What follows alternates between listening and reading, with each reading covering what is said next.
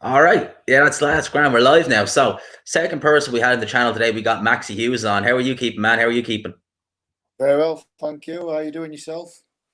I'm brilliant. I'm watching this guy fight now. Waiting for the main fights on the card to come on. We got Alan Babbage next and Conor Ben headline. What are your thoughts on that?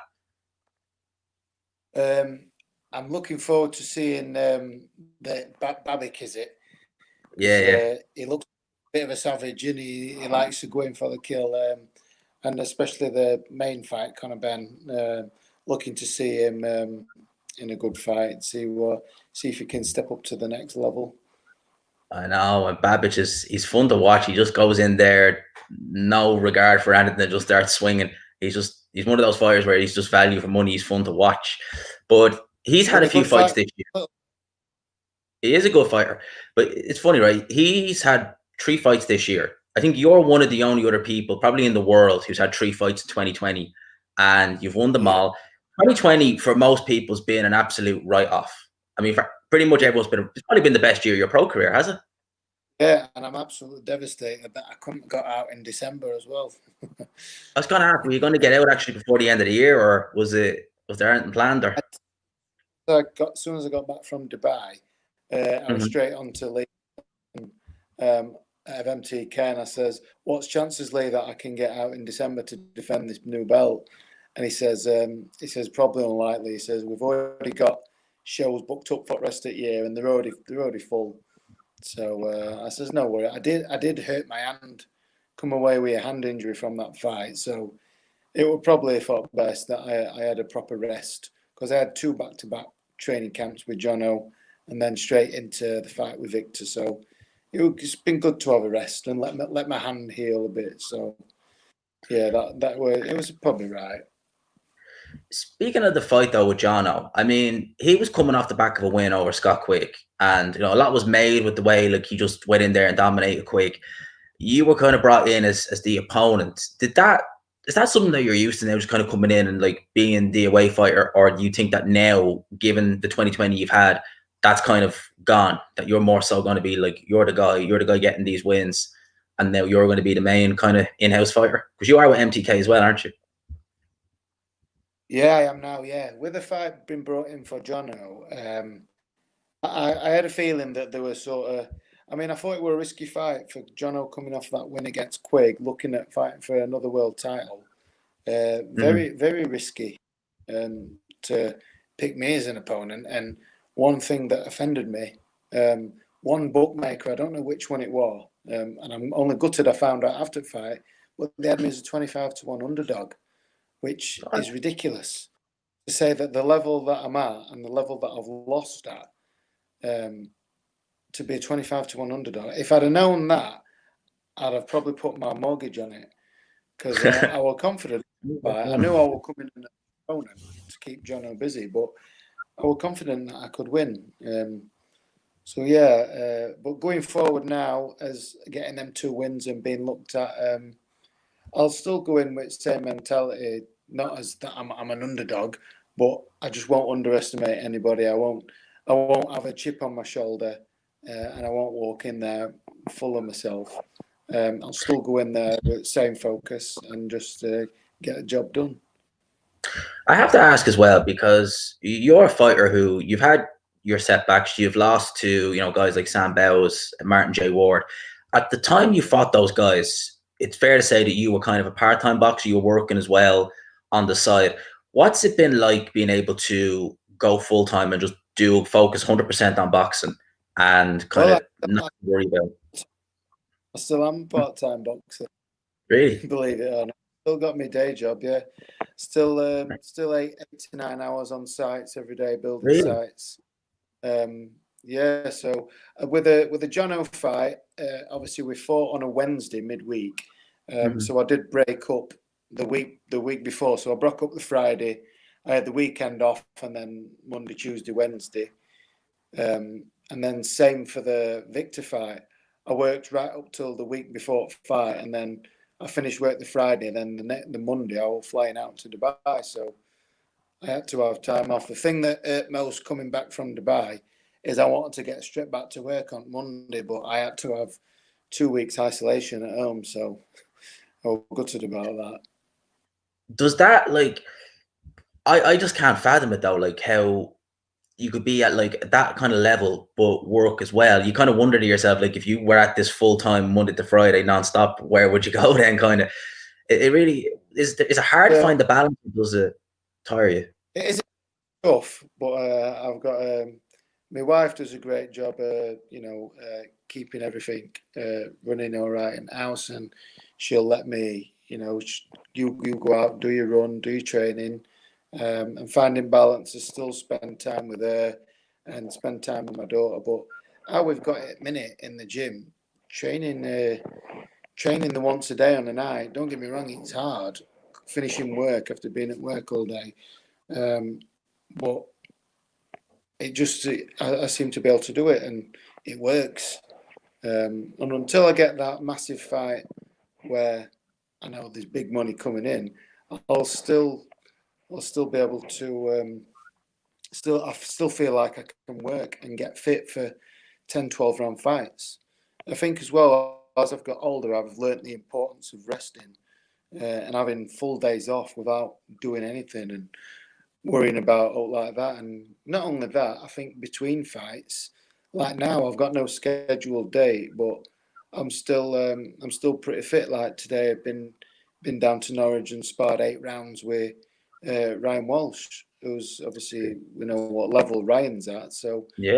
I'm keeping fit and in shape before fight. So when I get like, if I get 8 weeks notice before a fight, I'm already in relatively good shape to go straight into training and just step it up that bit more. So I'm not having to start from scratch at the beginning of 8 weeks and thinking, right, shit, I've got to get my weight down. I've got to get shape. I've got to get fit. I'm already ahead by just keeping in good shape and keeping fitness and timing up between fights. I spoke to Jay Harris today, and he said something similar to that. Like, even though he doesn't have a fight lined up as well, he's just like waiting by the phone in case, even if it's a 6 rounder comes up, stay in shape Yeah, just to keep fit. And I can, as I said, like I can only imagine how hard it is to find that balance though between, like, as you were saying, you could be on like a building site for 8, 9 hours a day, and then to know that you're finishing that and you're going straight in to do more work in the gym, it must be yeah, daunting. Like I find it myself, when I used to like do boxing on the side, my job I have isn't as it's not manual at all. But I used to just think, oh Jesus, I have to hit the pads and do sparring now. I used to just dread it. yeah. But again, it just comes down to how much you want it, doesn't it? Like it's what I want to do. It's what I love. It's a way of life. So I guess it's just what I've done since being at school. I used to be at school all day, finish school, get on bus, go to amateur boxing gym and do it then. So since being at school, it's all I've done. So I have had times in my career where I have sacrificed taking time off work. When I used to go and train in Wales, I used to take 5, 6 weeks off before fights. But at that time, it wasn't really paying off. I was sort of losing money. I was like Mm-hmm. working, saving up, saving as much money as I could to be able to afford to have that time off. But at the time my fights, I was getting peanuts anyway. So I were no better off financially, and there were no sort of big fights coming my way at that time. So I thought I'm gonna have to go back to work and just like keep doing it while I'm working. Otherwise, I'm just gonna end up with no money. Since you've joined with MTK, have you noticed like just things get a little bit easier with everything? Like you're knowing more about kind of the fights you're getting, as opposed to maybe before it was a case that you might just get a call short notice. Would you like a fight with Martin J Ward or Sam Bells? Does it help now that you have MTK backing you? Yeah, I think it's as well as it's just nice to know you're backed by a big promotional outfit. So that's nice to know. After putting in years and years grafting, it's nice to be backed by someone, and especially it's been nice to be busy during this COVID period to Yeah, have two pretty big fights and getting paid well. So that has been a bonus because when it first started, I didn't know if I were going to fight again or what. I didn't know what was going to mhm. happen. So to have two big wins and being now signed by MTK. So it's brilliant, yeah. What was the experience like actually over in Dubai with your last fight against Victor? I mean, obviously you won the fight, which was good for you. You got a WBC strap as well, but just the whole. What's the difference between like fighting over there and over here? Was it just? Did you even get a chance to enjoy it with the restrictions, or was it We just had kind of? days like we landed on the Monday, well Monday midnight, so we didn't really get any time there Monday. But we had Tuesday.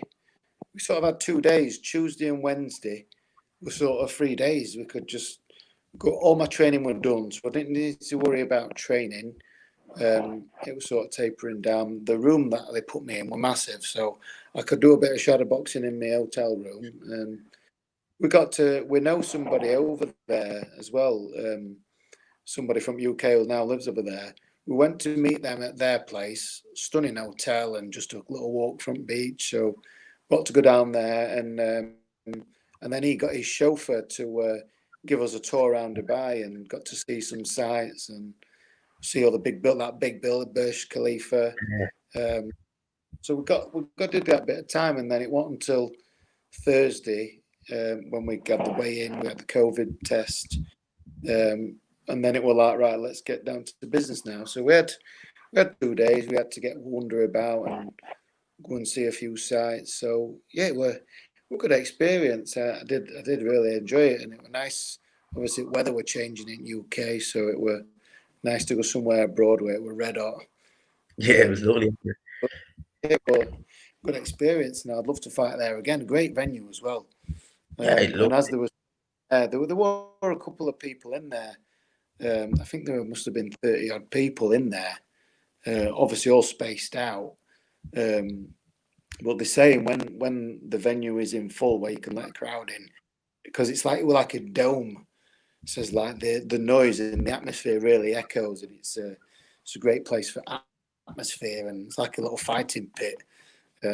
So I'd love to go and fight again when when crowds are allowed back in. That's what I was just gonna say. Maybe next time you have the crowds in, you'll get to see what it's really like over there. Seems that way, doesn't it? I know it's been on news that they're ready to go with. Apparently, they're ready to go with vaccines from next month. So hopefully, the new year we can start bringing crowds back in and can start getting some lively atmospheres in arenas and that. So looking forward to that. I think that's what we all miss. We miss seeing the fans, the little moments like we see in certain fights, like the punches land, stuff like that. We miss that, we miss the cheers from the fans. We miss, because they kind of live it with the fighter as well, when they see you getting good, they're starting to cheer. And I think it kind of affects the fighter as well. It gives them that boost. We don't see that now. Yeah. Now I've just had my two biggest wins without all my mates and family being able to watch it live. They've watched it on telly, but it's different to actually being there, isn't it? Yeah. So shame about that, but at the same time, I suppose there's no pressure to perform for anyone. So You've been training with Sean O'Hagan now, in your last fight now. What's it like with him? Because I find that he doesn't get enough credit. When you hear like the big trainers in the UK, like your Dave Coldwells, Adam Booth, Shane McGuickens, you very seldom hear Sean O'Hagan's name get mentioned. What's it like training with him? What was it like, especially in your last camp? it's great because, like, if you're seeing these interviews and everything, he's just a funny character. He doesn't. Yes, he It's seems like it. that life too seriously, and he's not bothered about limelight or like that. Or he knows what he's done when he looks at all his fighters and what his fighters have done. That's enough for him. He don't need people patting him on the back and saying, "Well done, you've done this, you've done that." He don't need people blowing smoke up his ass. He just does it, and he takes it. Obviously, he does take it serious when he's at home. He does his research and works out game plans and things we need to work on, and we get cracked on with it in gym. So at minute in gym, we've got a great atmosphere. We all work seriously, and we have a laugh at the same time as well. So everything just works well, and everybody's in a good place. So that helps bring us all on, definitely. Having someone like Josh Warrington in camp then as well, is that kind of like bit of motivation there, seeing someone like him there being able to, I'm sure you and him sparred several times, having someone like that in camp, does that like drive you a bit more? Oh, absolutely. Yeah, he's a massive his inspiration to us all. He's on it same as us, but yeah, he's look at what he's gone on to achieve. So he's a massive boost, and like he helped me with my last camps with running. Obviously, he's a very fit kid. He's got a fantastic engine, as we all know. So we were out running together. He was just making sure my fitness were up. He says, if I can help you anyway, let's go running and I'll push you with running. So there's a massive boost to all lads in gym, and we all cheer each other on and push each other. So it's just one of them great atmospheres in gym. We look forward to going to gym every night. We do our training, and then we end up sitting around for about an hour afterwards, just talking bollocks and having a laugh and taking piss. It's just one of them good atmospheres and a great set of lads. That's a great atmosphere to have in the gym. You find some gyms like you go in, it's real like serious, down to the point. You're here to work and that's it. But like, it sounds like they have a great like the mixture of both. Like you're serious, you're working, but you're also best buds. You're also mates at the end at the same time. Yeah, and usually after fights, we all go to there's an Indian in Leeds, Jinners it's called, and we all usually get into Jinners. He always looks after us, Sammy at Jinners.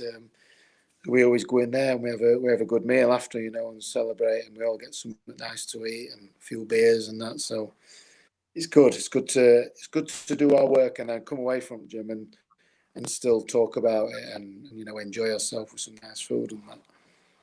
It's like moving forward, like you've had obviously 2020 has been a good year for you, not for everyone else with everything that's going on. But looking to 2021, what's the plan for you? Like, what would you, when you look at 2021, having the year you've had this year, what do you look at and say, right, this is a goal, this is what I want to do, come what next year? What's the plan for Maxi Hughes in 2021?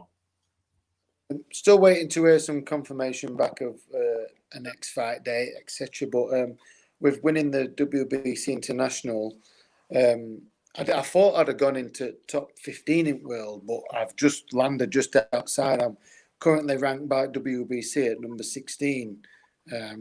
Still not a bad place to be, like, but now I'd like to be pushed into top 10, and now just push towards a world title. Push towards a world title shot, or just some big fights.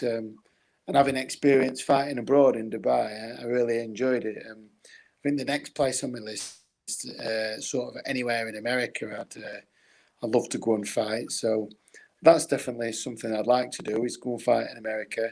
But yeah, we'll see. Just see what MTK can do. I know I did speak to Anton from MTK straight after the fight. He says we'll look to get you pushed right up into WBC rankings now that I've got the international belt. So hopefully we can get some fights like that. We'll just have to see what they come up with.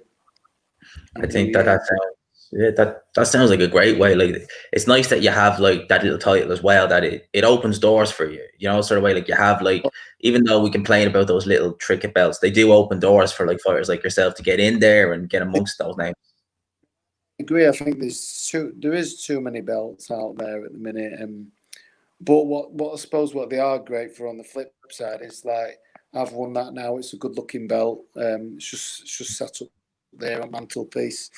But yeah, they get you ranked, and I suppose they can push you up the rankings to be able to fight for that world title strap. Yeah, we'll just see what MTK come up with in New Year. Fingers crossed. That sounds like it. It looks like that 2021 is shaping up to be a good year for you. Like, 2020 has been a great year. So I just want, the last question I have for you is literally about a fight we've coming up now before Christmas, Callum Smith versus Canelo. What are your thoughts on that? If I asked Jay Harris that earlier, he thinks Callum Smith is a good chance. What are your thoughts on it? Yeah, definitely. I think if anyone can cause Canelo any problems, it's going to be Callum Smith, because obviously his size is a massive super middleweight. He's strong. He can punch. He can box. But I hope he can do it. I hope Callum can go over. I've met Callum a couple of times, and he's a real nice guy. I hope he can do it. Whether he can, it's obviously Canelo is a superstar. Is a tough fight for anyone. Is an absolute beast, isn't he? But I think if anybody can cause him the problems, it will be Callum Smith because of his ability and his size. So just fingers crossed for him. It's just a tough one, isn't it? So when you look at Canelo, it's hard to go against him, isn't it? Be brave if you picked against Canelo, I think. Or brave to pick against Canelo. But you never know, like you said, he's long, he's huge. If he uses that reach, you never know what might happen. Yeah, he's for his size and his build, you'd think he'd be a tall, rangy boxer, but he's absolutely brilliant on inside with them short little hooks and uppercuts, which goes against, when you look at his stature, he's brilliant at it. So if, he can obviously mix it up, he can box long and he'll be comfortable and inside as well. So it'd be great if he can go and do it. It'd be probably one of the best wins from a British boxer ever, I think, if he can pull that off. It'd probably be right up there. It probably would be, because thinking about it, like when you look at some of the other fighters who've been like, they probably wouldn't have got win pound for pound #1 like that. So it probably would be. I'm looking forward to that fight. That's probably one of the last fights of the year we're going to have. In my opinion, is the best. Yeah, definitely, yeah. Maxi, I'm not going to keep you on longer. I know you're just back from Norwich, and we probably want to have a rest now after this. But I just want to say, appreciate you coming on, lads. I'm going to call this quits here.